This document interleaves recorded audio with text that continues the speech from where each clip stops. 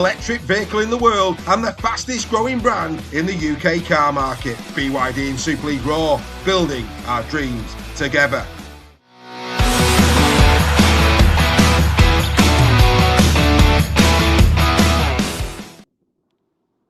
So there you go, Dave and Joel's road trip back online for the final time. We're on the M6 heading back, and yeah, okay, I'm absolutely fresh, mate, by Wigan Warriors, 40 points to 10. We didn't see that coming, it has to be said. Your thoughts? They were royally spanked, unfortunately for KR. Maybe a bit of a wake-up call that we needed, possibly. That's a bit controversial, I'm sure, but sometimes you can get ahead of yourselves, and that may have been one of the things that happened. But it was very strange because at the very beginning of the game, Hull KR looked like usual Hull KR. They were Territory. Yeah, the territory. Yeah, they did. Looked pretty well structured in the first 10. Yeah. But then something clicked, something changed, and everything just fell apart. You had a lack of structure. The defensive line just wasn't there, with gaping holes.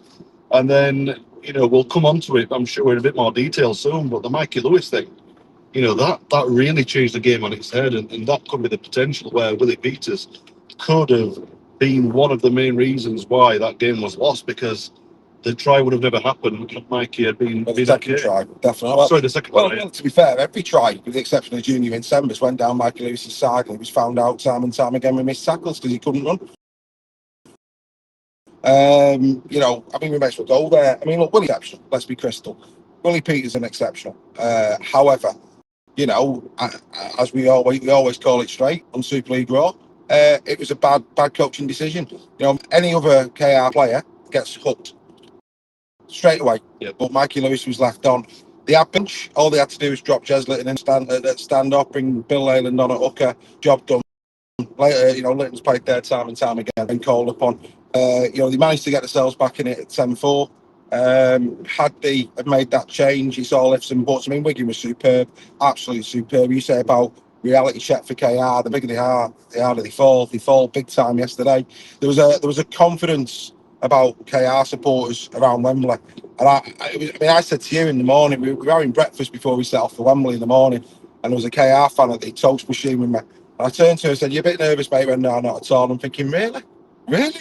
He's just like, really? You've got to be nervous, and like I said, it was just for me, they were too confident, the supporters, that is, going into the game.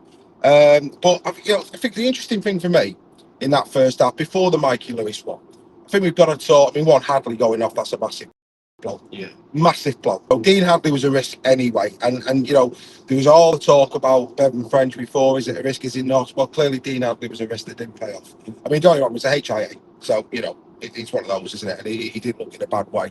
But, Dean Hadley lost that early in the game. That's a big problem for KR. An even bigger moment in that first half to me, though, Joel, was Harry Smith. How was that not a yellow card for Harry Smith? That was shouted at by everyone around us, really, and that wasn't just from Robins fans. And the Wigan fans, fans and everyone. How it wasn't, I don't know. It's very clear in the books. That's what consists of a yellow card, and it should be given. So we go back to this thing once again, and we're getting sick of saying it, about consistency through rules and officiating. And that's a big moment, because I think at that, I'm trying to remember, I think 20 minutes in, I think it probably was only 6 at that point. Yeah. Or 4 maybe. 4. And he missed the kick, didn't he? 4. It's game on at that point. Harry Smith, we know Harry Smith's the general. He's missing for 10. He's missing for 10. You don't know. You just don't know. Certainly for that 10-minute period, especially in the first half, you'd think Robins would take the initiative and the advantage. And not saying he'd score, but certainly from a territory perspective, without Smith on the field, for that 10 minutes, you would expect the territory to be won by KR, that they'd be able to dictate. And again, it's all ifs and buts and maybes.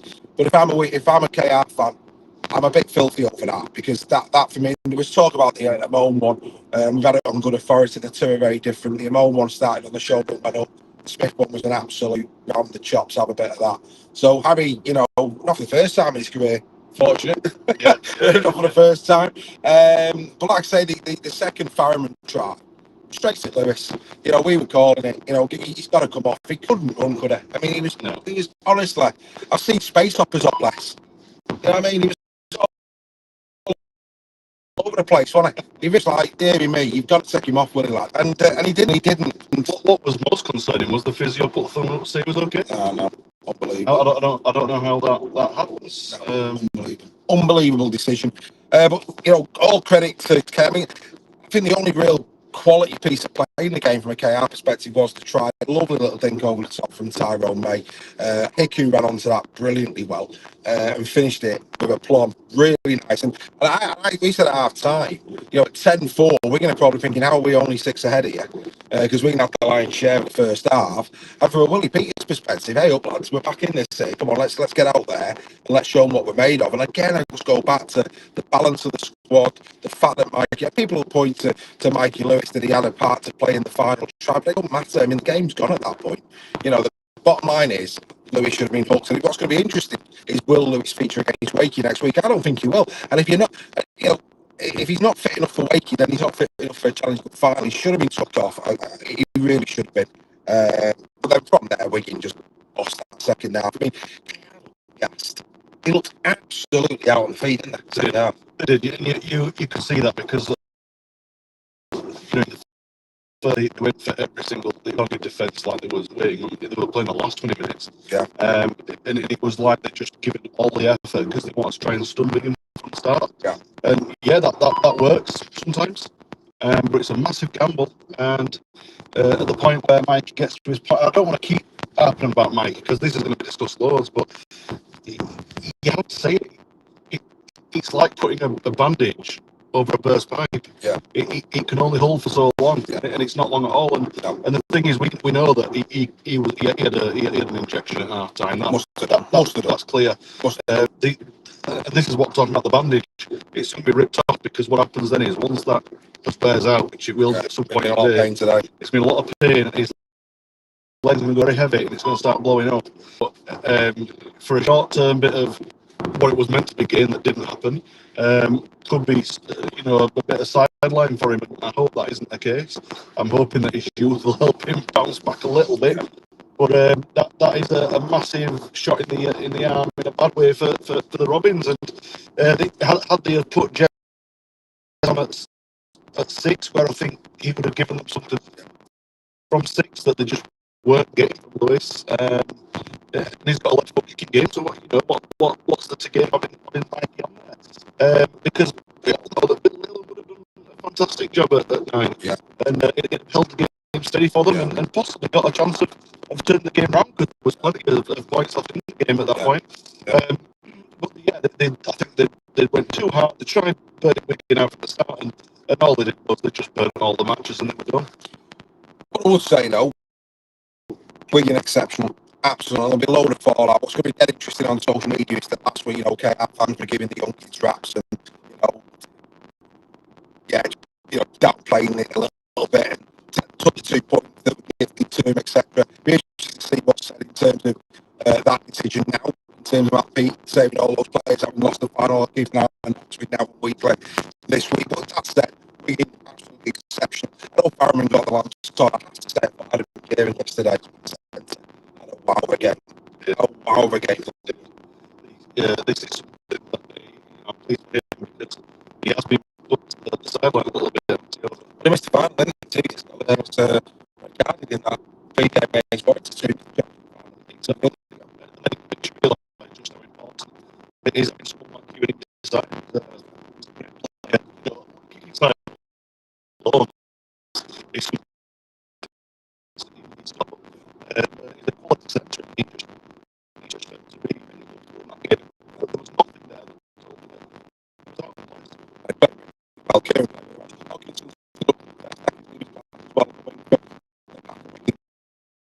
absolutely.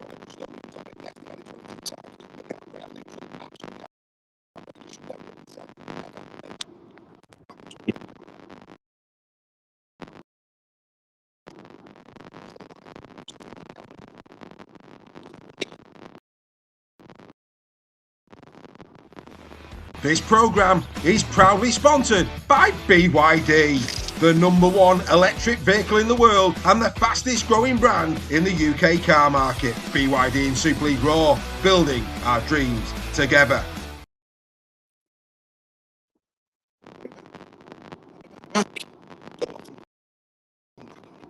Yeah.